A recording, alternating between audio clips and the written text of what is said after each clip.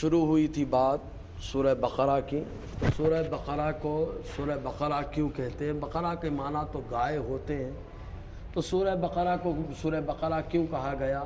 گائے کے نام پہ نام کیوں رکھا گیا؟ تو معاملہ یہ ہے کہ سورہ مقدسہ سورہ بقرہ کے اندر بہت سارے مسائل کا ذکر ہے، طلاق کے مسائل کا، اور اس کے علاوہ خاص طور سے مسجد بنانے وغیرہ کا، خرچ کرنے کا، اور بہت ساری چیزیں ہیں اس کے اندر جو بتائی گئیں. لیکن جو آدمی کی عقل کو حیران کر دے وہ ہے گائے کا جو ہے ذبح کرنا اور اس کے ذریعے سے مردے کا زندہ کرنا. یہ عقل کو حیران کرنے والی بات ہے، محیر العقول بات ہے. معاملہ کیا ہوا تھا؟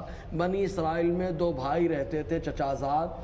چنانچہ ایک شخص بہت پیسے والا تھا، اس کی کوئی اولاد اور دوسری کوئی رشتہ دار نہ تھی. تو دوسرے جو چچا کا لڑکا تھا وہ ہمیشہ اس کی دولت کی لالچ کیا کرتا، اور لالچ میں ایک دن اس کو قتل کر دیا. اور قتل کرنے کے بعد رات کے سناٹے میں جو شہر کا مین دروازہ تھا لے گیا، وہاں لے جا کر کے پھینک دیا. جب سویرا ہوا تو خود ہی قاتل نے جو ہے قتل کرنے کے بعد کسی کو خبر نہیں، سویرے دعویٰ کر دیا کسی نے ہمارے بھائی کو مار ڈالا، کسی نے ہمارے بھائی کو مار ڈالا. دعویٰ اس لیے کیا تاکہ لوگ سمجھے کہ وہ بے قصور ہے اور اس کی پراپرٹی اور اس کی جائیداد سب اس کے ہاتھ میں آ جائے. تو اس وقت حضرت موسیٰ علیہ السلام موجود تھے. بنی اسرائیل حضرت موسیٰ علیہ السلام کی بارگاہ میں گئے، اور جانے کے بعد ان لوگوں نے پوچھا کہ ایسا ایسا معاملہ درپیش ہے. تو حضرت موسیٰ علیہ السلام نے کہا ایک گائے ذبح کرو اور اس کے کسی حصے سے اس کو مارو. یہ جو مرا ہوا مردہ ہے، آدمی ہے، یہ زندہ ہو جائے گا، خود بتا دے گا کہ کون قاتل ہے. جیسے ہی آپ نے ان سے یہ کہا تو ان لوگوں نے کہا اتتخذنا ہزوا، کیا آپ ہمارا مذاق اڑا رہے ہیں؟ حضرت موسیٰ علیہ السلام نے کہا قال اعوذ باللہ ان اکون من الجاہلین، اللہ کی پناہ، کیا تم سمجھتے ہو میں نادانوں میں سے ہوں کہ کوئی نسبت اور تعلق نہیں، نبی ہو کر ایسی بات کروں؟ تو تم لوگ جو ہے جانور کو ذبح کرو، گائے کا جانور، تو اس کو ذبح کرنے کے بعد مارو، اس سے مردہ زندہ ہوگا، بتا دے گا کس نے مجھے مارا ہے. تو یہ معاملہ درپیش ہوا. ان لوگوں نے سوال پہ سوال کرنا شروع کیا. پہلے یہ پوچھا یہ بتائیے وہ گائے کیسی ہوگی؟ گائے جوان ہوگی، بوڑھی ہوگی، کیسی ہوگی، یا درمیانہ ہوگی؟ تو اللہ تعالیٰ نے قرآن میں فرمایا، موسیٰ علیہ السلام نے کہا وہ درمیانہ ہوگی، نہ بچہ اور نہ بوڑھی، کوئی کسی طریقے کی نہیں، درمیانی ہوگی. پھر ان لوگوں نے پوچھا اس کا رنگ کیسا ہوگا؟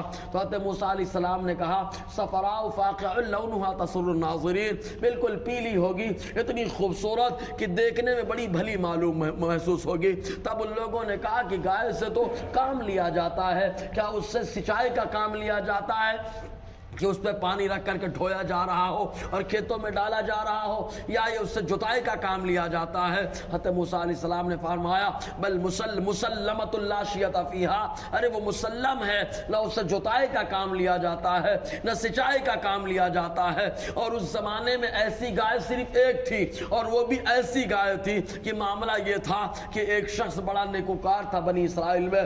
چنانچہ اس نے بچپن میں ایک گائے کا بچہ لیا جو مادہ جانور تھا، اور لے جا کر کے جنگل میں چھوڑ دیا اور اللہ کے امان میں دیا، اور کہا اے اللہ جب ضرورت ہو تو میرے بیٹے کے حوالے کر دینا، ورنہ میری امانت کی حفاظت کرنا.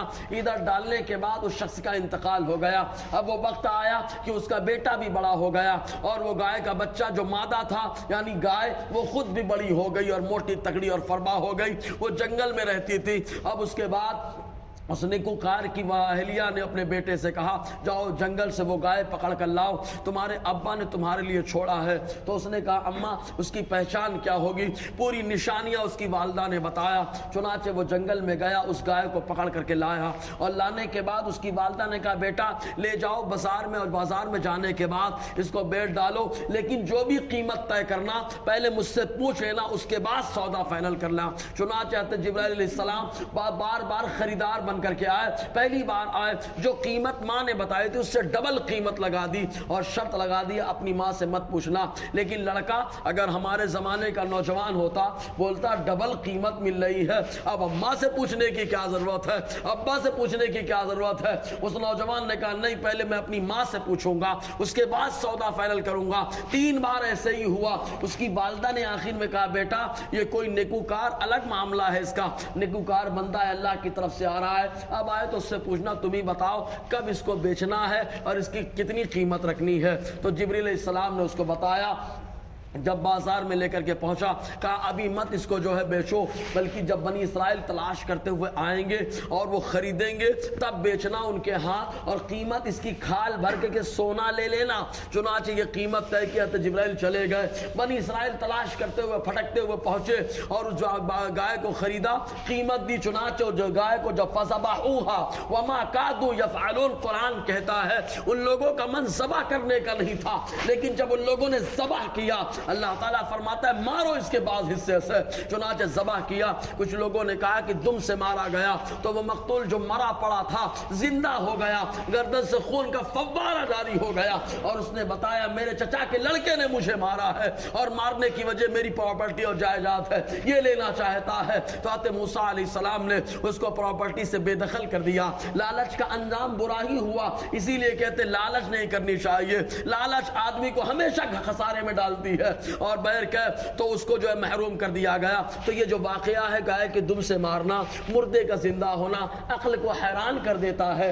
حیران کرنے کی وجہ سے اس سورہ کا نام رکھا گیا سورہ بقرہ، تاکہ جب جب یہ سورہ بقرہ بولے اللہ کی قدرت معلوم ہو جائے، معلوم ہو جائے اللہ زندہ کرنے پر قادر ہے، معلوم ہو جائے اللہ تعالیٰ انصاف کرنے پر قادر ہے، معلوم ہو جائے کہ لالچ بری بلا ہے، معلوم ہو جائے کہ قاتل جو ہوتا ہے ہمیشہ ذلیل و رسوا ہوتا ہے۔ بہرکیف اسی لیے اس سورہ کو سورہ بقرہ کہا گیا۔ انشاءاللہ اور آگے گفتگو رہے گی۔ اللہ تعالی ہم سب کو فیضان قرآن، برکات قرآن سے مالا